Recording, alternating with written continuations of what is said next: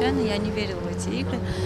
Я не думала, что я буду участвовать, но моя знакомая, моя подруга начала этим заниматься, я ей поверила. И таких доверчивых по всей стране десятки тысяч. Залина Баркинхоева хоть и чувствовала подвох, но клюнула на удочку мошенников. Деньги ушли, а кто стоит за всем этим беспределом, так и непонятно. Соответственно, я вошла в эту схему. Потом она вышла, она получила свои деньги, она вышла, следующая стала я. И когда встала я, уже люди начали выходить, потому что свои деньги не получали. Ее представляют как беспроигрышную игру. Необходимо для начала внести 2400 рублей, а затем вовлечь своих подписчиков на активное участие в ней. Организаторы Инстаграм-лохотрона обещают присоединившимся выплаты в несколько раз превышающие взнос, который уходит предприимчивым дельцам. Любителей быстро обогатиться приглашают своих друзей и знакомых, убеждая, схема рабочая. Игра просто не вечная. Она когда-то заканчивается, и когда она уже заканчивается, последние они остаются ни с чем. То есть игра построена на том, что у людей отнимают эти деньги. То есть их обманным путем добывают эти деньги. Если же в Ингушетии мошенникам удалось обмануть не так много людей, то по всей стране уже 70 тысяч пострадавших от рук преступников. Например, возле отделов полиции в Москве и Нальчике выстроились очереди. Суммы, которые жертвы переводили лжеблогерам, баснословные. Я потерял 1 000 000 рублей. Взяли мы кредит, вот получается, с родственниками. То есть увидел эту рекламу в Инстаграме. А все началось с того, что в новогодние дни система Smart Buyers прекратила выплаты своих космических дивидендов. Массированная пропаганда шла через сеть Instagram. Еще, мои дорогие, если сомневаетесь, то не нужно начинать сотрудничество, потому что каких-либо доказательств, кроме чеков о выплате, отзывов людей и рекомендаций, на расстоянии предоставить просто невозможно. Пропаганду организаторы вели через блогеров. Больше всего в этой истории пострадали жители Кабардино-Балкарии. На удочку клюнули сотни человек. Предварительно ущерб оценивается не менее чем в 120 миллионов рублей. Все топовые инстаграмщики региона уже задержаны. А между тем вокруг пальца обводят и в Ингушетии, но уже лжесотрудники банка и прочие телефонные аферисты. Гражданину, жителю нашей республики, позвонили злоумышленники, представились представителями известного банка, крупного банка России, и сообщили им информацию, что с банковского счета проходят какие-то сомнительные операции, необходимо срочно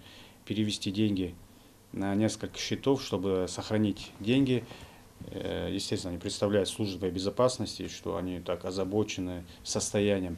И гражданин нашей республики, житель нашей республики, перевел на их счет около 600 тысяч рублей, я помню. По сводкам МВД по Ингушетии, кибератаки происходят каждый день. Только за прошлый год по факту мошенничества возбуждено 148 уголовных дел, что почти в 3 раза больше, чем за аналогичный период 2019 года. Самая популярная и стандартная схема обмана – звонок на мобильный телефон от имени лжесотрудников банка. Любой обладатель банковской карты может лишиться своих денег, если будет слепо доверять звонкам из банков. Ведь действия телефонных мошенников напоминают хорошо отрежиссированный спектакль. У вас произошла внутрибанковская утечка информации.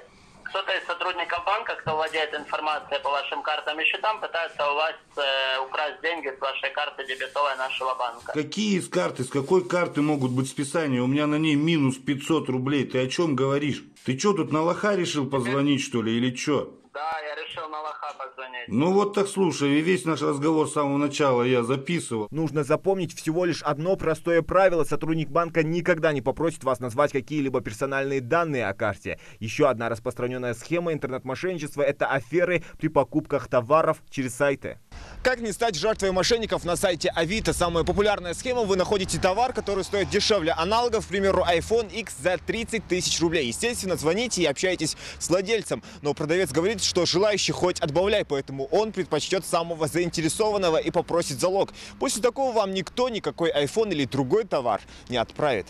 Мошенники также клонируют чужие объявления и разводят других. Что все нечисто, можно понять, когда вы видите подозрительно дешевый товар. Вы связываетесь с продавцом и просите дополнительные фото, видеоматериалы. Затем, после того, как вам их отправляют, думаете, что человек проверенный, а затем наивно переводите деньги в обмен на скан паспорта или прав.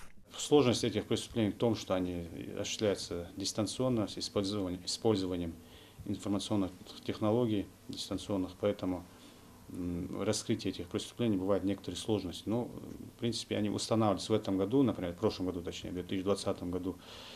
У нас в суд направлено было, суд был направлен 22 уголовных дел, где лица установлены, и по ним уже будут приняты меры. В настоящее время они на рассмотрении в суде. Избежать наказания у преступников не получится в любом случае, ведь за это грозит реальный тюремный срок. Ну, ответственность за мошенничество, связанное с дистанционным мошенничеством и использованием их информационно-телекоммуникационных технологий, она различна в зависимости от ущерба, причиненного гражданами, в зависимости от группы лиц и так далее, но она варьируется, если мы будем использовать именно лишение свободы, от 3 лет лишения свободы до 10 лет. То есть они могут быть средней тяжести и тяжкими признаваться преступления. Такие виды наказания там предусмотрены. В принципе, наказания очень такие. Следует помнить одно: легких денег не бывает, так же как и дешевых, хороших товаров и любопытных сотрудников банка, пытающихся узнать данные о карте. Есть, конечно, еще один вид мошенничества, когда подходят граждане и просит воспользоваться вашим телефоном, и, естественно, разблокировав телефон, подаете, он может воспользоваться вашим, например, дистанционным переводами через номер 900.